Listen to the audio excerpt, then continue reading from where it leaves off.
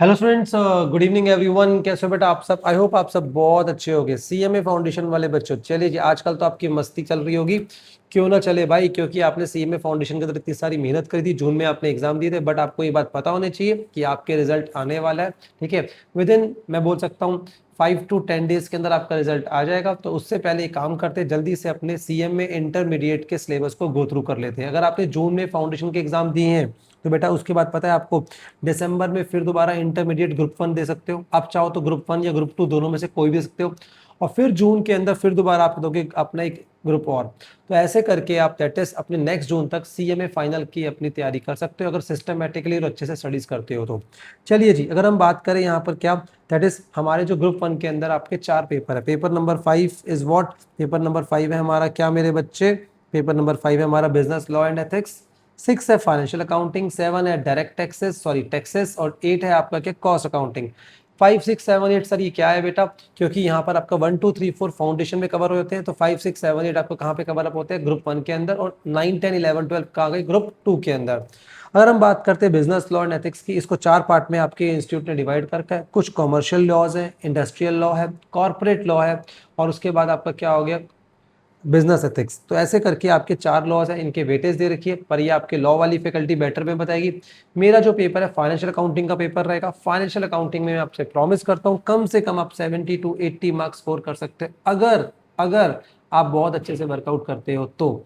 ठीक है जी, तो हम 70 to 80 मार्क्स की कमिटमेंट लेके चलेंगे। मैंने अकाउंट्स के पूरे सिलेबस को 3 पार्ट में डिवाइड करके अपनी बुक के अंदर, पार्ट ए जो आपने ऑलरेडी फाउंडेशन में कवर अप कर रखा है, पर 25 मार्क्स देके जाएगा, सॉरी 25 मार्क्स आपको देके जाएगा। तो पार्ट ए के अंदर ना एक बात आपको ध्यान रखनी है, ठीक है, सारा फाउंडेशन वाला पार्ट है, इजी पार्ट है, और इसमें आप अच्छे से वर्कआउट करोगे ना तो बहुत अच्छा स्कोर कर सकते हो। अगर हम बात करें पार्ट सी की, पार्ट सी 60% मेरे भाई, 60 और वहाँ पे कितना हो गया आपका 85 सिलेबस यहीं पे कवर हो जाएगा। अब पार्ट सी के अंदर आपके पास मेन टॉपिक है आपका, पहले अकाउंटिंग स्टैंडर्ड्स। 20 मार्क्स का एग्जाम में आता है मेरे बच्चे ये, और सबसे इंपॉर्टेंट है आपकी पूरी लाइफ टाइम के लिए। ये अकाउंटिंग स्टैंडर्ड की कोर नॉलेज होना बहुत इंपॉर्टेंट है बेटा। ठीक है, उसके बाद हम बात करते हैं पार्टनरशिप। पार्टनरशिप भी 20 मार्क्स के एग्जाम में आएगा। उसके बाद बात करते हैं फाइनेंशियल स्टेटमेंट्स। क्या बात करते हैं? Financial statements. तो फाइनेंशियल स्टेटमेंट्स भी, ठीक है, आपका जो आएगा दैट इज आपका 20 मार्क्स तक का आएगा, जिसके अंदर फाइनल अकाउंट्स हैं, सिंगल एंट्री एंड एनपीओ है। तो ये मैंने आपको बताया किसके बारे में, पेपर नंबर 6 के बारे में। अगर बात करें पेपर नंबर 7, पेपर नंबर 7 है direct tax, indirect tax and custom act. भाई इसकी मैं क्या तारीफ करूँ, ये पेपर भाई साहब बहुत भारी पेपर है आपकी लाइफ के लिए, और इसको बहुत ही अच्छे से आपने पढ़ना है।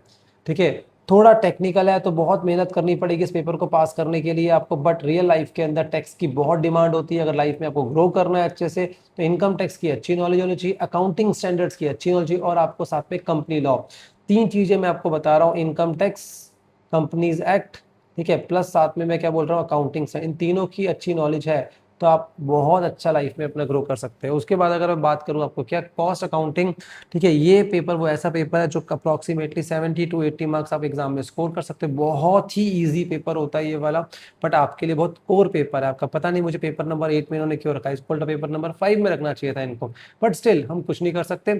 फिलहाल के लिए क्वेश्चन जो आपका, सॉरी पेपर नंबर 8 है कॉस्ट अकाउंटिंग, ये एग्जाम में आपको बहुत हेल्प करने वाला है। ठीक है, और ये 70 to 80 मार्क्स रहेगा। इसके अंदर मैंने कंटेंट ज़्यादा क्यों नहीं बताया अभी, बिकॉज अभी आपको चैप्टर्स के नेम समझ नहीं आएंगे तो मैं डिस्कस नहीं करा, बट इसमें हम बहुत अच्छे से वर्कआउट करेंगे। फिर दोबारा मैंने पूरे सिलेबस को 3 वॉल्यूम में डिवाइड कर रखा है।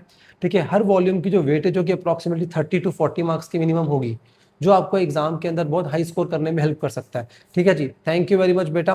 ठीक है, ऑल दी बेस्ट, और जल्दी से अपने इंटरमीडिएट को स्टार्ट करो बेटा।